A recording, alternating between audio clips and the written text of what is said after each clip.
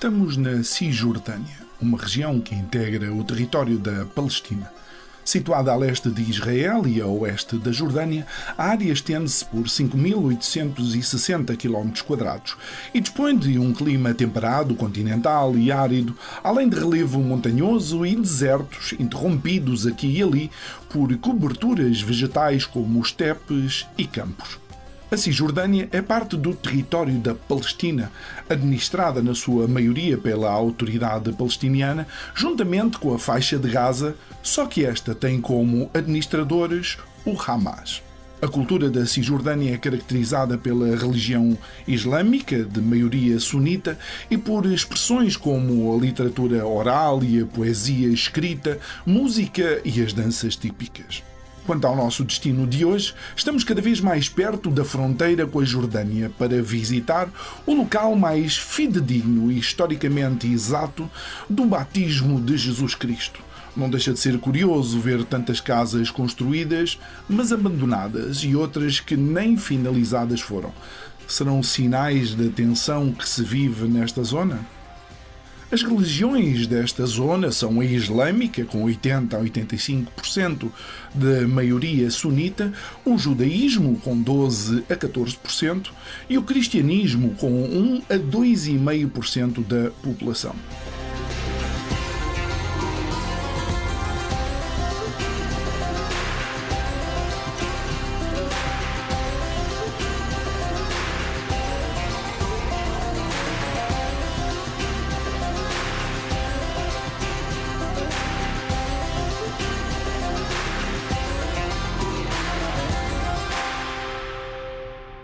O Rio Jordão é um dos locais simbólicos e icónicos da história judaico-cristã, mas vamos por partes e por sequência cronológica. Nós estamos aqui no Rio Jordão e ontem nós tivemos logo no início daquele Rio Jordão, onde a água estava mais limpa, por isso que é comum as pessoas fazerem o batismo logo no começo do rio.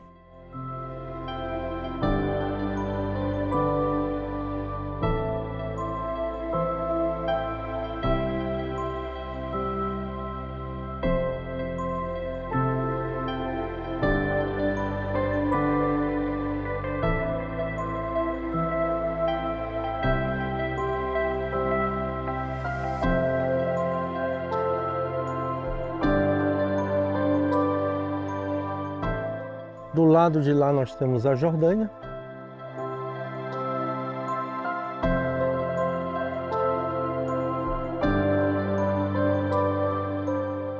E do lado daqui nós temos todo o deserto da Judéia. Nós sabemos que Jesus, logo depois que foi batizado, provavelmente do lado de lá da Jordânia, Jesus é batizado e ele vai ficar aqui no deserto da Judéia durante 40 dias e 40 noites, onde ele vai ser tentado pelo diabo.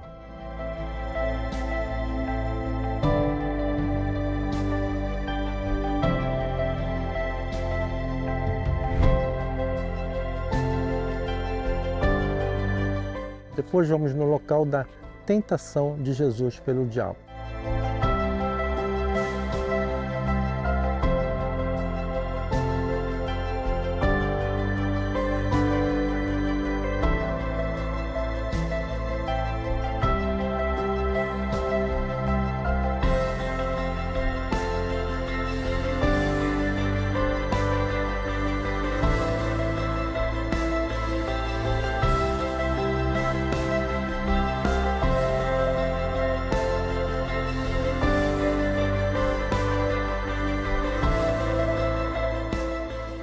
O Evangelho de João conta que Jesus foi a Betabara, do outro lado do Jordão, onde João Batista o batizou nas águas e o Espírito Santo teria descido dos céus em forma de uma pomba e uma voz divina havia proclamado: "Este é o meu Filho amado, em quem me comprazo."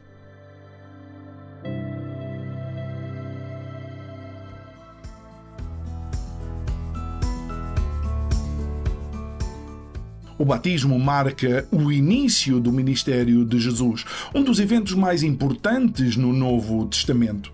Ele está bem descrito em todos os evangelhos, com detalhes sobre como João Batista já pregava e batizava pessoas na água da margem leste do Rio Jordão, na Pereia, região que o curso de água separava da Judeia.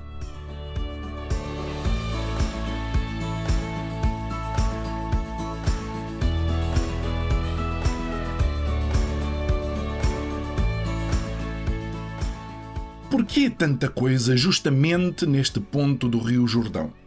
Porque este era o antigo lugar de travessia, conectando Jericó, logo a oeste do rio, às cidades antigas do lado leste, na atual Jordânia, e de Jericó seguia a estrada para Jerusalém. Este era um entroncamento viário.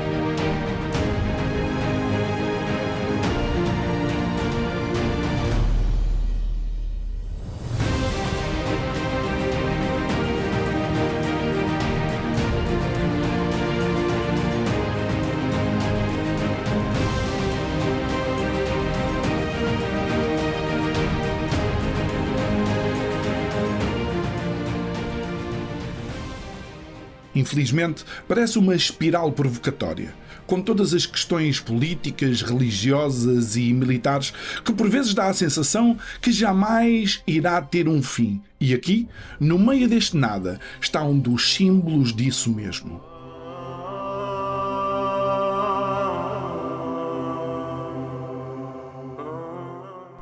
Séculos acumulados de mundivisões diferentes encontram-se aqui.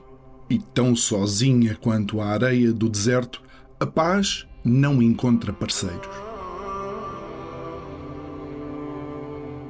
E ao voltar do Rio Jordão, daquele que é o local que se diz que João Batista batizou Jesus Cristo, eu não posso deixar de dizer que tenho sentimentos contraditórios. Se por um lado estou num local efetivamente histórico para o cristianismo e de alguma forma para todo o mundo, por outro também não deixo de estar num local que na realidade, de acordo com os processos de paz, é chamada terra de ninguém.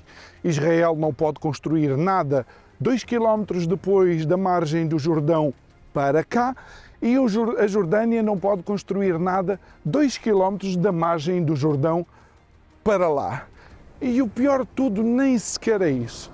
O pior de tudo é nós estarmos a andar aqui nesta faixa de 10 metros de um lado para o outro, onde no metro a seguir nós podemos encontrar minas antipessoais. Tudo isso porque uma determinada nação tem que o fazer para se sentir segura contra uma eventual invasão da outra.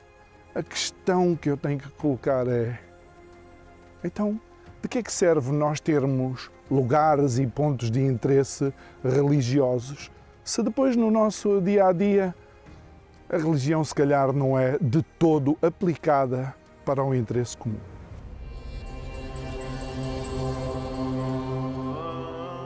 O enredo desta novela é tão complexo que precisava de toda uma série e ainda assim não chegaríamos a nenhum consenso. É nestes momentos onde penso que a humanidade caminha no pó e cinzas da sua própria história, não aprendendo com erros antigos e decididamente com o botão da autodestruição já ativado. Foi com essa consciência que Jesus, o tal homem da Nazaré, que a poucos metros daqui se batizou, veio trazer o maior de todos os desafios: amar os nossos inimigos.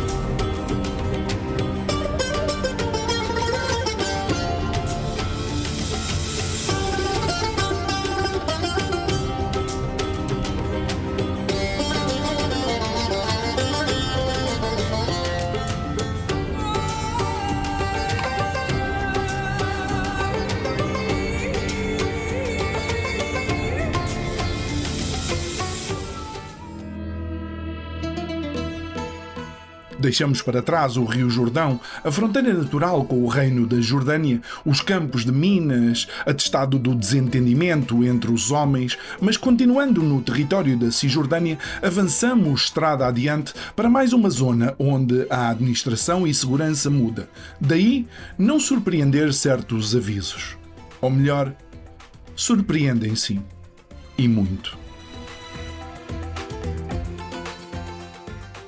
Acordos internacionais com todos os atores estabeleceram a criação da Autoridade Nacional Palestiniana para governar os territórios palestinianos e, em seguida, seria responsável pela construção das instituições políticas para viabilizar a criação do Estado da Palestina.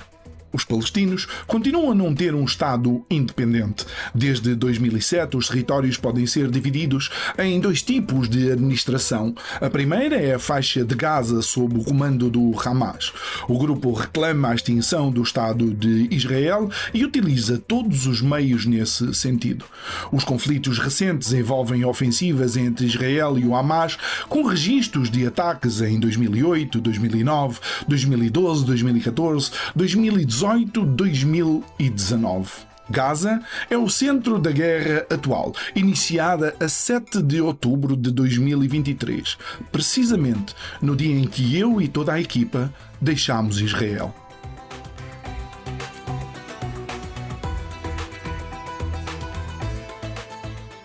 A outra parte abrange a Cisjordânia, onde nos encontramos. Infelizmente, muitas pessoas acham que todos os palestinianos são terroristas. É difícil lutar contra esse preconceito. Pelo que vamos vendo, o povo é tão hospitaleiro e amigável como outros de outras paragens no mundo.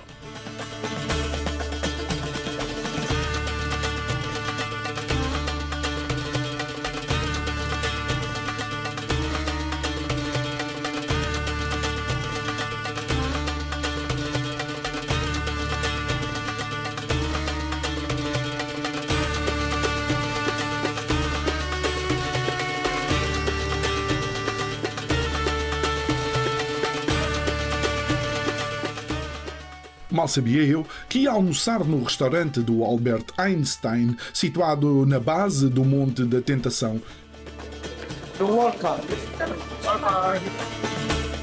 E tentação foi o que não faltou, mas estou a referir-me à gastronómica, claro. Com direito a coreografia, lá tivemos que comer a makluba, que em árabe significa virada, ou ao contrário. É um prato de arroz, carne, legumes, todos misturados numa panela grande que, no momento em que é servido, é virada rapidamente em cima da mesa com toda a pompa que algo assim merece e tem. Sempre presentes estão os frutos, como as tâmaras e as romãs.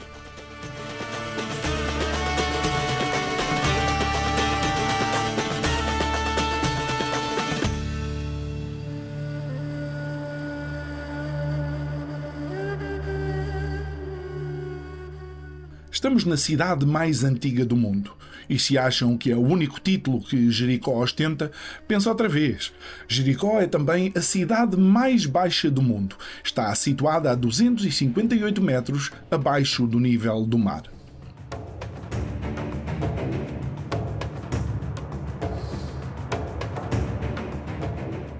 Esta cidade, com mais de 10 mil anos de história, carrega não só o peso do tempo, mas também de batalhas que marcam a história da humanidade, bem como de construções que ficaram na história, tal a sua envergadura e genialidade tecnológica para a época.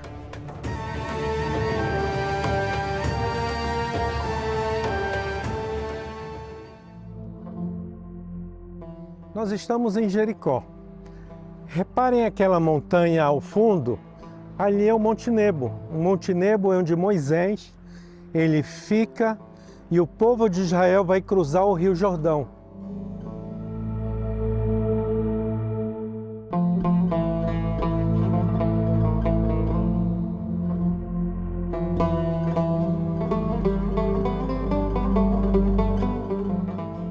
Moisés tirou o povo de Israel da escravidão do Egito para a terra prometida.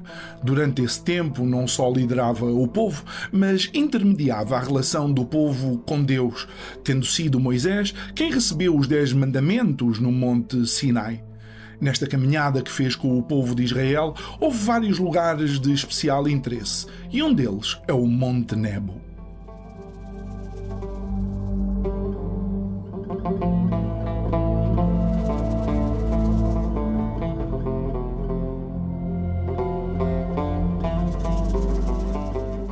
O primeiro obstáculo do povo de Israel ao entrar na terra prometida, aqui à nossa frente.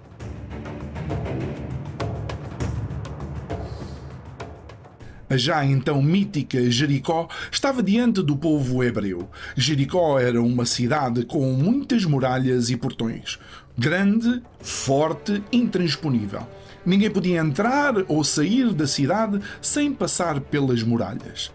Os habitantes da cidade de Jericó eram orgulhosos das suas muralhas, da sua construção, e achavam que era a coisa mais importante que eles tinham. Eles pensavam, ao longo do tempo, que seria impossível transpor estas muralhas.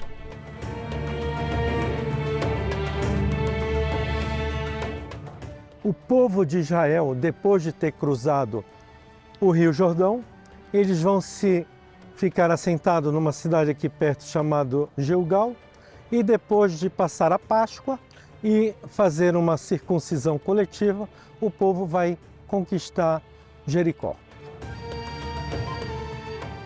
O primeiro lugar do acampamento israelita após a travessia do Rio Jordão. Ele também foi lugar de sacrifícios. Eles construíram um memorial em Gilgal e nesse mesmo lugar os filhos de Israel foram circuncidados para mostrar que estavam a deixar toda a influência corrupta do Egito.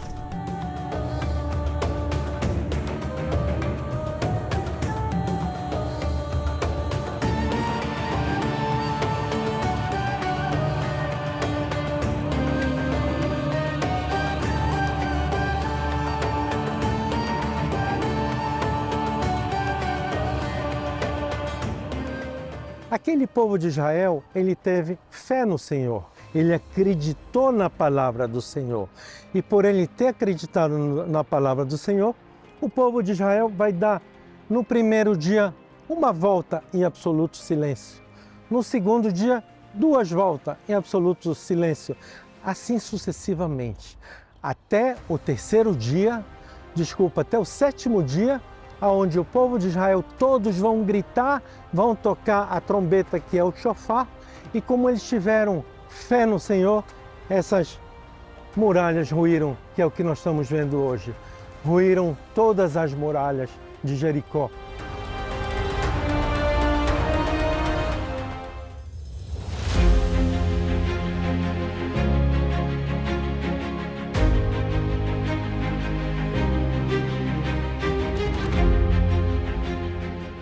É um momento decisivo, tanto para a liderança de Josué, bem como para a relação deste povo com o seu Deus.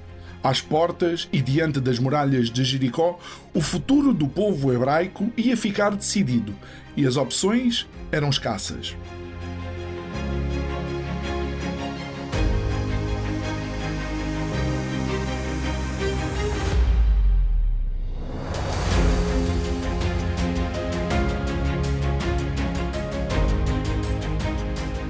Para Josué, era o tudo ou nada. Em jogo estava o futuro de um povo.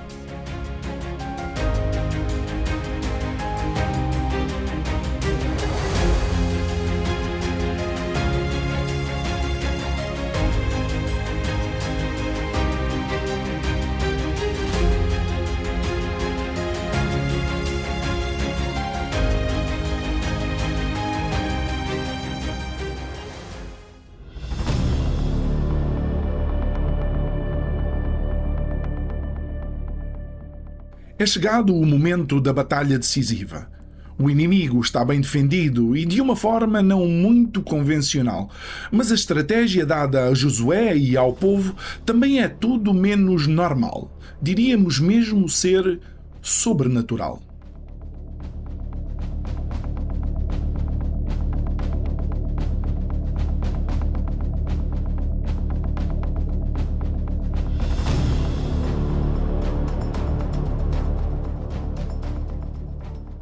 Este povo que foi escravo no Egito por 400 anos e vagueou pelo deserto durante 40 anos, está a um passo de começar uma nova vida. Mas por mais entusiasmo e vontade que tenham, as muralhas de Jericó estão de pé há muitos séculos e jamais foram derrubadas.